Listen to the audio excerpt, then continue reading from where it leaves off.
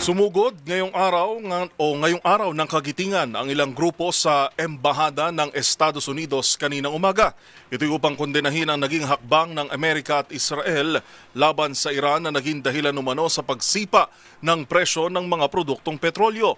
Ang mga detalye tutukan sa report ni Boy Gonzales.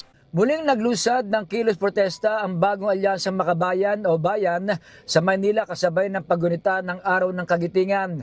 Nagsimula ang protesta sa bahagi ng Calao Avenue at Tapa Avenue kung saan nagmarcha ang mga relista patungo sa US Embassy sa Ross Boulevard. Gayunman hindi na nakalapit sa embahada ang mga relista matapos silang harangin ng mga pulis dahil dito nagsagawa na lamang sila ng programa sa Calao Avenue.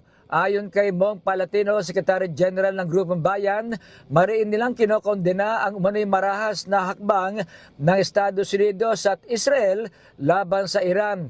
Bilang simbolikong protesta, nagsunog ang mga demonstrador na mga larawan ni Donald Trump at Benjamin Netanyahu. Kasama ng bayan sa kilos protesta ang ilang transport at consumer group na apektado umano ng pagtaas ng presyo ng produktong petrolyo na iniuugnay nila sa tensyon sa pagitan ng US at Iran. Iginit din ng mga nagprotesta ang panawagan na paalisin ang mga tropang Amerikano sa bansa at itigil ang balikatan exercise. Ayon sa kanila, hindi dapat madamay ang Pilipinas sa mga sigalot o digma ang kinasasangkutan ng Estados Unidos. Para sa MBC TV Network News, ito si Boy Gonzales, una sa Pilipinas, una sa Pilipino.